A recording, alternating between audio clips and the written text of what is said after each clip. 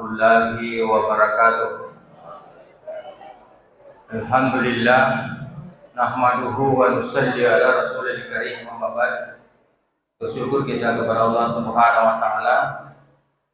Baru saja kita melaksanakan salat zuhur berjamaah. Mudah-mudahan juga teman kita yang masih ada di luar segera bergegas untuk melaksanakan kewajibannya, yaitu salat zuhur sebagaimana yang telah kita kerjakan. Qala Allah Ta'ala fil Qur'anil Karim, A'udzu billahi minasy syaithanir rajim. Bismillahirrahmanirrahim. Innamal mu'minuna alladzina idza dzukirallah wajilat qulubuhum wa idza tuliyat alaihim ayatu zadatuhum imana wa ala rabbihim yatawakkalun.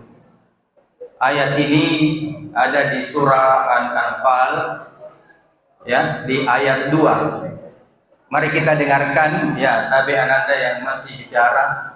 Coba kita belajar mendengarkan ayat. Siapa tahu kita dimasukkan ke dalam surga Allah Subhanahu wa taala. Wa iza dzukirallah, apabila disebut nama Allah, itu ciri-ciri orang beriman. Innamal mu'minuna allazina, sesungguhnya orang-orang yang beriman ialah. Wa iza dzukirallah wazilat qulub, apa disebut nama Allah bergetar hatinya. Kenapa bergetar coba? Kalau ada di sini dipanggil nama ibunya persis nama ibu kita dipanggil, bagaimana perasaan kita kira-kira? Bagaimana? Terkesan atau tidak peduli? Kalau nama ibu kita disebut, kira-kira bagaimana? Hah? Ada perasaan atau tidak ada apa-apa? Ada toh? Wa iza tuliyat alaihim zadathum imana, apabila dibacakan ayat-ayat Allah, zadathum imana, bertambah imannya, bertambah ilmunya, bertambah keyakinannya. Wa ala rabbihim yatawakkalun, dan kepada Tuhannya dia bertawakal. Inilah yang hadir di sini, ini yang mengerti. Yang tidak hadir dalam masjid tidak mengerti. Kenapa? Karena azan berkumandang tidak ada pengaruhnya, tidak efek, ya, tidak ada efek, tidak ada ngaruh, ya. Di suara azan berkumandang tetap seperti biasa-biasa saja. Tapi kalau orang beriman, kata Allah, apabila disebut nama Allah, gemetar hatinya. Nah, bagaimana orang berzikir dengan tidak berzikir? Kata Rasulullah, masalul ladzina yazkuru rabb wallazina la yazkuru masalil hayya wal mayyit. Ya, coba kita terjemahkan pelan-pelan. Masalul ladzina yazkuru rabbahu, perumpamaan orang-orang yang mengingat Allah, wallazina la yazkuru, dan orang-orang yang tidak mengingat, masalul hayya wal mat, seperti orang hidup dan orang mati. Adakah perbedaannya orang hidup dan orang mati? Orang hidup itu berzikir, ya, bandingkan dengan orang yang tidak berzikir seperti orang mati. Ini jadi jauh sekali perbedaannya. Ya, ciri orang yang berzikir adalah ketika azan berkumandang dia datang ke masjid dengan ikhlas, dengan sukarela, ya, tidak merasa dipaksa.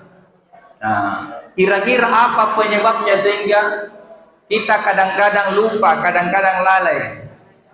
Suatu hari Nabi berkata kepada sahabat, tolong didengar apa kata Nabi. Nabi berkata, ana aqrabukum billah.